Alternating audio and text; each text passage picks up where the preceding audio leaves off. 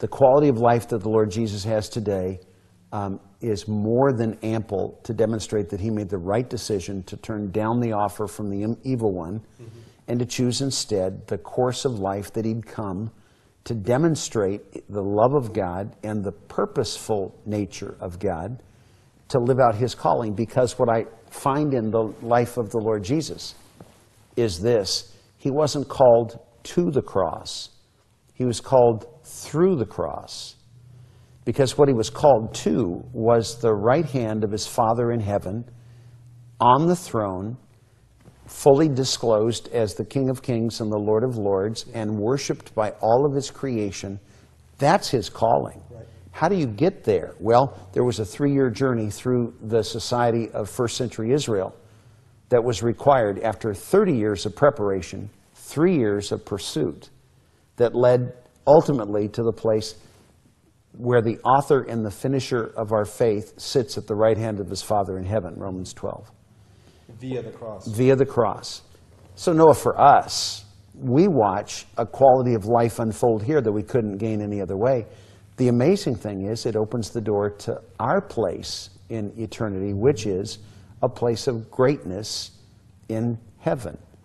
And boy, that's a line that some people have a hard time getting their arms around. Greatness in heaven? When Peter asked Jesus in Matthew 19, the story is recounted, it's just after the rich young ruler has walked away because the thought of giving up his money to follow Jesus didn't make sense. And Jesus didn't say, give up your money. He said, transfer it to heaven where we can take care of it for you, and then you'll be free to go and follow me. Peter said, wait a minute, time out. We've left everything to follow you. What will there be for us? And Jesus said, you who have left everything to follow me will sit on 12 thrones judging the 12 tribes of Israel. Just a little bit.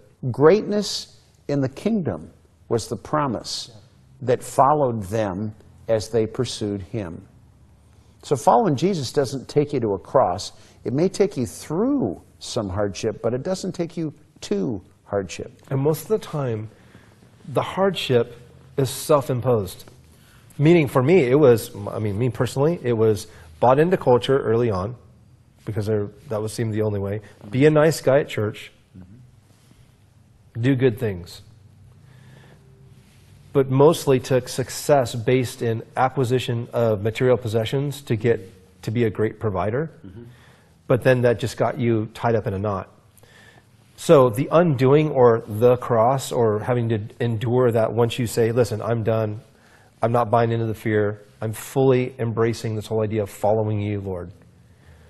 So we got to undo a couple things. We got to simplify life. We got to move the goal. We got to move some things around. Let him come in and rearrange the furniture in the living room. Doesn't make any sense at the moment. Right. A little painful. Don't like the new view, but it's going to make a whole lot of sense here pretty soon. That trust was that was imposed. Those were decisions that I had made that needed to be undone or reformulated. Like that rich young ruler. He wasn't saying get rid of it. He was saying leverage it. Right. Leverage it for the kingdom. And so for me, it's just a priority change. It's a priority shift. But I will tell you on the fear, my buddy Justin Stumble has a great quote that fear is the gateway between